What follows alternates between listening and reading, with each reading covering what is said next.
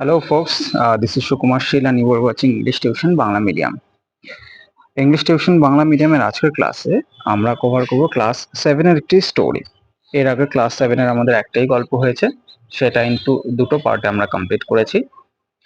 সেটা হলো the book of nature. সেটা লিংক আমি ডেসক্রিপশন বক্সে দিয়ে দেবো। আজকে আমরা ক্লাস 7 এর যে সেকেন্ড লেসনটা আছে সেটাতে প্রসিড করব। ক্লাস 7 এর সেকেন্ড লেসনটাও একটি স্টোরি। স্টোরিটা একটু স্পেশাল। স্টোরিটার নাম হলো দ্য রিডল। রিডল মানে হলো ধাঁধা।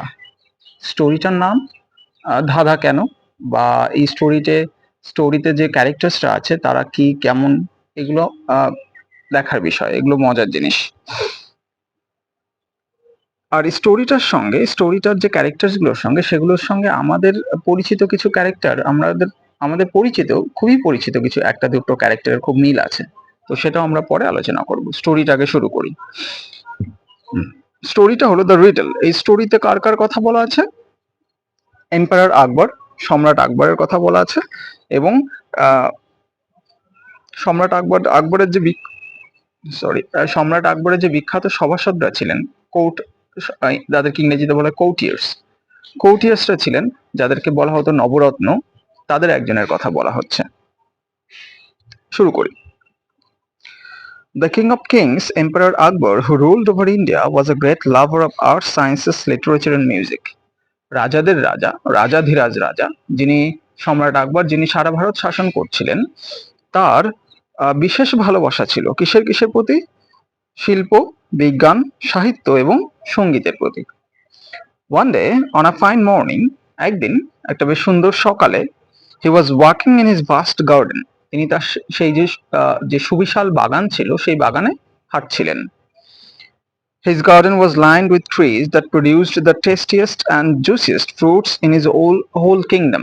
তার বাগানে লাইন দিয়ে সেই সব গাছ লাগানো ছিল যেগুলোতে সব, তার পুরো রাজ্যের মধ্যে সব থেকে বেশি মজার, সুস্বাদু এবং সব থেকে রসালো ফলগুলো জন্মাতো। There were flowers of all shapes and sizes in his garden. তার বাগানে সব ধরনের আকৃতি এবং সব ধরনের মাপের ফুল হতো। He had his most trusted and favorite minister Birbal with him. ওই সময় তার সঙ্গে ছিলেন তার সব থেকে প্রিয় এবং সব থেকে বিশ্বস্ত মন্ত্রী বীরবল। তো গল্পটা এখানে শুরু হচ্ছে। But the great emperor Akbar did not have peace of mind. তো এমন সময় এই যে মহান রাজা আকবরের মনে কোনো শান্তি ছিল না।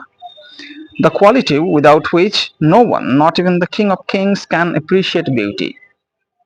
এই যে পিস অফ মাইন্ড, সেটা এমন একটা গুণ বা এমন একটা পরিস্থিতি যেটা ছাড়া কেউই নয়, এমনকি রাজাদের রাজাও কোনো সৌন্দর্যকে উপভোগ করতে পারে না। তো এটা একটা সুন্দর জিনিস। আমাদের যদি মানসিক শান্তি না থাকে, আমরা যদি মানসিকভাবে স্টেবল না হই, if you are not happy or we are not in a good mental state, আমরা কখনোই কোনোভাবেই কোনো রকম পিস অফ আর্ট, কোনো রকম শিল্প সংস্কৃতিকে আমরা কখনোই উপভোগ করতে পারি না। মানে তোমার যখন খুব মেজাজ খারাপ লাগে তখন তোমার কার্টুন দেখতেও হয়তো ভালো লাগে না। তোমার যখন মেজাজ খারাপ লাগে তোমাকে খুব ভালো একটা সিনেমা দেখালেও তোমার ভালো লাগবে না। তো এইটাই হলো বিষয়। তো আকবরের তখন সেই রকম কন্ডিশন ছিল। আকবরের তখন মানসিক শান্তি ছিল না, যার জন্য তিনি যে এত সুন্দর বাগান, সেই বাগানে এত সুন্দর ফল ফুল, সেগুলোও তার খুব একটা ভালো লাগছে না। ওয়াইজ বীরবল নোটিসিং দিস, বিজ্ঞ বীরবল, জ্ঞানী বীরবল এটা লক্ষ্য করলো। আস্কড আকবর, এটা লক্ষ্য করে তিনি আকবরকে জিজ্ঞাসা করলেন, ও গ্রেট অ্যান্ড পাওয়ারফুল কিং, হে মহান এবং ক্ষমতাশালী রাজা, হোয়াট ইজ ট্রাবলিং ইউ, আপনাকে কোন বিষয়টা আপনার সমস্যার সৃষ্টি করেছে, বা কোন বিষয়টা আপনাকে অস্বস্তিতে রেখেছে? You do not seem to be your usual self, আপনাকে দেখে মনে হচ্ছে আপনি নিজের মধ্যে নেই, বা আপনি সাধারণত যেমন থাকেন আজ তেমন নেই। For my king never fails to enjoy the beauty of the greatest kingdom this earth has ever seen. কেননা আমার রাজা কখনো এই যে পৃথিবীর বুকে সব থেকে যে সুন্দর সাম্রাজ্য, সেই সাম্রাজ্যের সৌন্দর্য অবলোকন করতে কখনো ভুল করেন না। মানে বীরবল বলতে চাইছে যে এই যে আকবর তার বাগানে ঘুরে বেড়াচ্ছে, এই বাগানটা কোথায়? এই বাগানটা তার সাম্রাজ্যের অংশ। তো বীরবল বলতে চাইছে তার সাম্রাজ্য অর্থাৎ আকবরের সাম্রাজ্য হলো পৃথিবীর সব থেকে সুন্দর সাম্রাজ্যগুলোর মধ্যে একটি। কিন্তু এই সুন্দর সাম্রাজ্যের সৌন্দর্য যখন আকবরকে প্রশান্তি দিচ্ছে না, তাহলে সমস্যাটা কি, সেটাই জিজ্ঞাসা করছেন। আকবর উত্তর দিল, বীরবল, মাই ডিয়ারেস্ট ফ্রেন্ড, বীরবল আমার প্রিয় বন্ধু, ইউ আর রাইট, তুমি ঠিকই বলেছ। There is indeed a riddle that has been troubling me. সত্যি একটি ধাঁধা আমাকে খুব অস্বস্তিতে রেখেছে। An idle thought, একটি অলস চিন্তা, which came to me in passing, যেটা আমার মাথায় এমনি এসেছিল, is now my cause of worry, এখন আমার দুশ্চিন্তার কারণ হয়ে দাঁড়িয়েছে। I'm troubled because I cannot find an answer to a simple question. আমি অস্বস্তিতে আছি কারণ আমি একটি খুব সাধারণ প্রশ্নের উত্তর খুঁজে পাচ্ছি না। প্রশ্নটা কি? What is the fastest thing on this planet? এই পৃথিবীর দ্রুততম জিনিস কোনটি? এটা হলো প্রশ্ন। সেই প্রশ্নের উত্তর পাচ্ছেন না বলে সম্রাট আকবর একটু অস্বস্তিতে আছেন। বীরবল বলল, ইজ দ্যাট অল ইউর মেজেস্টি? বাস এইটুকুই মহারাজা? কল ইউর কোর্টিয়ার্স টুগেদার, আপনার সব মন্ত্রীদেরকে একসঙ্গে রাখুন। Let us see if one of them can answer, দেখি তাদের মধ্যে কেউ উত্তর দিতে পারে কিনা। ইফ নট, যদি না পারে, then I am certain I can tell you of the fastest thing on the planet, যদি তারা কেউ না পারে আমি নিশ্চিত আমি আপনাকে বলতে পারবো এই পৃথিবীর সব থেকে দ্রুতগামী জিনিস কোনটি। অ্যাট দ্য কিংস কোর্ট, রাজার যে সভা সেখানে, many how'd the question that was troubling Akbar, অনেকেই এই প্রশ্নটা শুনলো যে প্রশ্নটার উত্তর আকবর খুঁজে পাচ্ছিলেন না। মোস্ট ওয়ার পাজলড, বেশিরভাগই একটু বিস্মিত হয়ে গেল, কি বুঝতে পারছেন না। সাম সাইড, কেউ কেউ বললো বুলক কার্টস, কেউ কেউ বললো কি যে গরুর গাড়ি। আদার সাইড, অন্যরা বললো হর্সেস, ঘোড়া। But Birbal just smiled at them, কিন্তু বীরবল শুধু তাদের দিকে তাকিয়ে হাসলো। After everyone had failed to satisfy emperor Akbar, যখন প্রত্যেকে মহারাজা আকবরকে খুশি করতে, মানে প্রশ্নের উত্তর দিয়ে খুশি করতে অসমর্থ হলো, Birbal offer to answer his question, Birbal বলল যে এবার সে উত্তরটা দেবে। হি সেড, সে বলল, ইউর মেজেস্টি, মহারাজা, it is the human mind, এটা হলো মানুষের মন, যেটা সব থেকে দ্রুতগামী। To prove it, he said, এটা প্রমাণ করার জন্য সে বলল, let the people of our kingdom present a problem to me, আমাদের রাজ্যের সবাই লোকেরা আমার কাছে একটি সমস্যা উত্থাপন করুক। I shall show you how fast I can solve it using the powers of my mind alone, আমি আপনাকে দেখাবো আমি কত তাড়াতাড়ি এই সমস্যার সমাধান করে দিতে পারি শুধুমাত্র আমার মনের ক্ষমতাকে কাজে লাগে। অর্থাৎ এই যে বীরবল বললেন যে মানুষের মনই পৃথিবীর সব থেকে দ্রুতগামী বস্তু, সেটা তিনি প্রমাণ করবেন কি করে? তো বীরবল বললেন যে আমার কাছে একটা সমস্যা দেওয়া হোক, আমাদের রাজ্যের বিভিন্ন মানুষরা আসুক, আমাকে একটা সমস্যা দিক, আমি সেই সমস্যার খুব তাড়াতাড়ি সমাধান করে দেবো শুধুমাত্র আমার মনের দক্ষতাকে কাজে লাগিয়ে, তাহলে তো প্রমাণ হবে যে সব থেকে দ্রুতগামী বস্তু কি। A man came forward from the audience, এবার দর্শকদের মধ্যে থেকে একজন লোক এগিয়ে এলেন।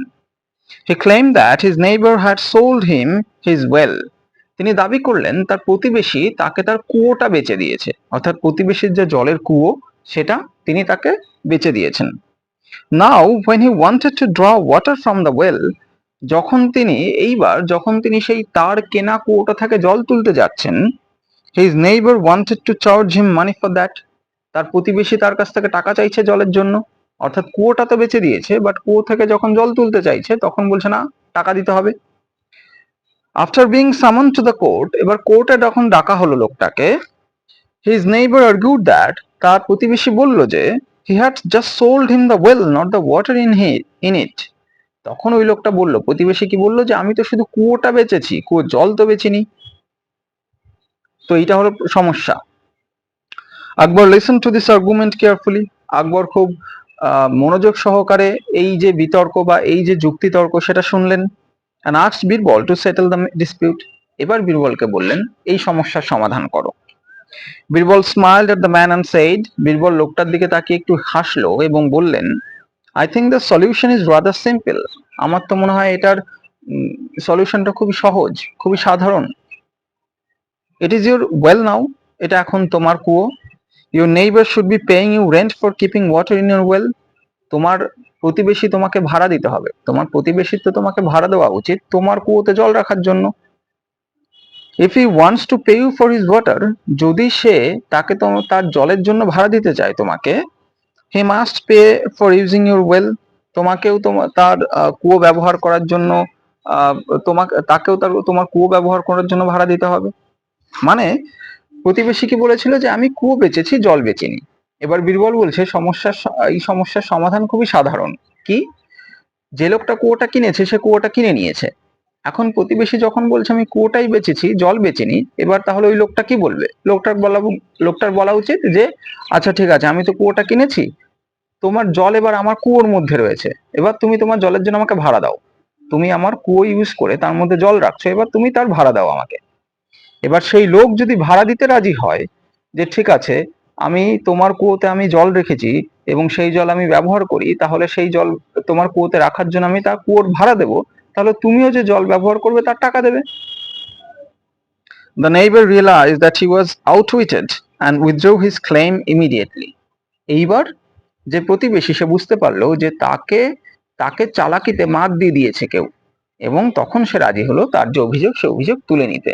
অর্থাৎ সে প্রথম অভিযোগ করেছিল যে আমাকে জল নিয়ে আমার জল খেয়ে নিচ্ছে, আমি কুয়ো বেচেছি জল বেচিনি, আমার জল খেয়ে নিচ্ছে। এই যে এই অভিযোগটা সে এবার সেটা তুলে নিল। অল অ্যারাউন্ড, চারিদিকে, people are amazed at the wisdom of Birbal. লোকজন অবাক হয়ে গেল বীরবলের এই বুদ্ধিমত্তায়। And the speed of the human mind that has the ability to solve a problem instantly. এবং আরো কিসে অবাক হলো? যে মানুষের মনের কি দক্ষতা, কি ক্ষমতা, কি দ্রুততা যে কোনো সমস্যা সমাধানের ক্ষেত্রে। Truly there was nothing faster than it. প্রকৃতপক্ষে মানুষের মনের থেকে দ্রুতগামী আর কিছুই নেই। তো এটা একটা স্টোরি। এবার প্রথম যেটা আমি বলেছিলাম যে স্টোরিটার সঙ্গে আমাদের কোন ক্যারেক্টারে আমরা মিল পাই, যেটা আমরা জানি সেটা হলো গোপাল ভাঁড়। কৃষ্ণনগরের রাজার সভায় কে থাকতেন? গোপাল ভাঁড় থাকতেন। তো আমরা গোপাল ভাঁড়ের গল্প পড়েছি, আমরা শুনি, আজকাল তো কার্টুনও দেখা যায়, খুব মজা লাগে কার্টুনগুলো দেখতে।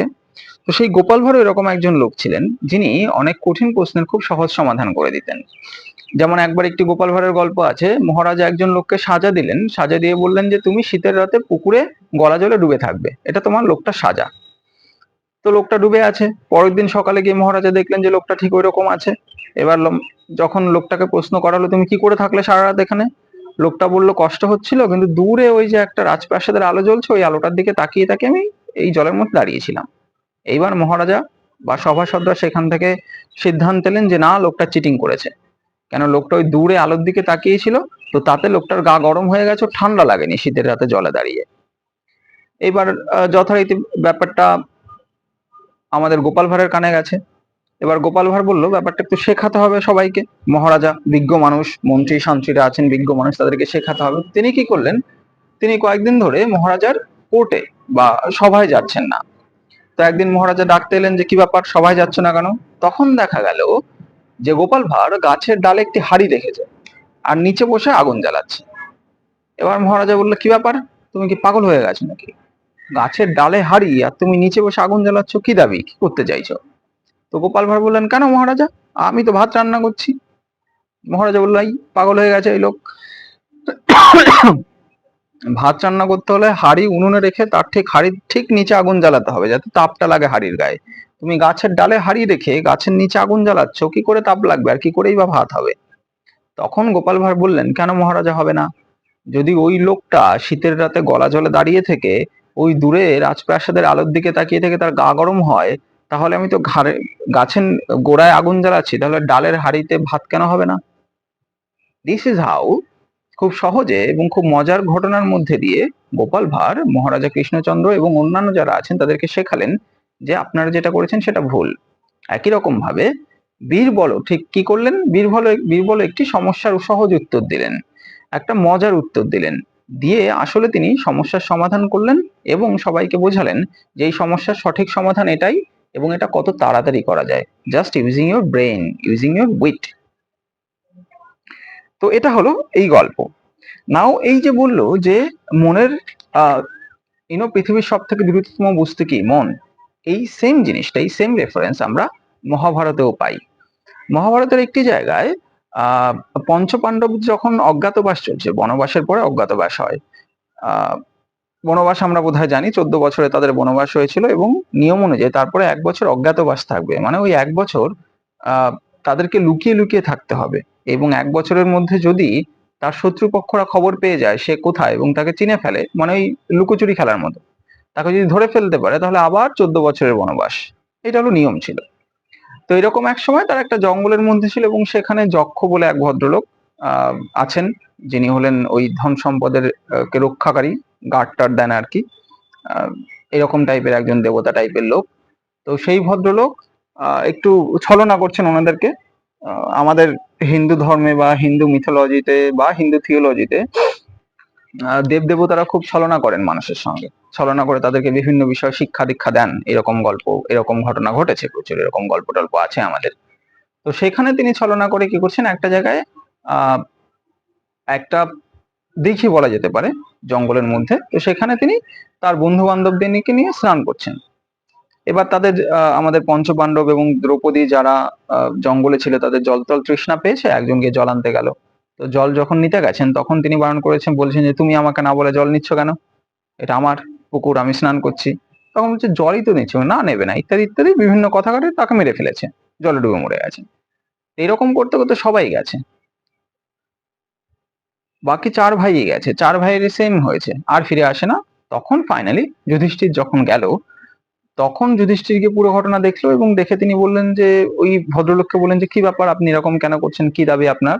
তখন ভদ্রলোক বললো যে আমি তোমার সব ভাইদের জীবিত করে দেবো, তোমাকে জলও দেবো যদি তুমি আমার কিছু প্রশ্নের উত্তর দাও। তো সেখানে যে প্রশ্নগুলো করেছিলেন তার মধ্যে একটা প্রশ্ন ছিল, পৃথিবীর সব থেকে দ্রুত গতির জিনিস কি? তখন তার উত্তর যুধিষ্ঠির দিয়েছিলেন, মন, মানুষের মন। Whatever. So this was lesson 2 of class 7. I hope তোমরা পুরো গল্পটা বুঝতে পেরেছো।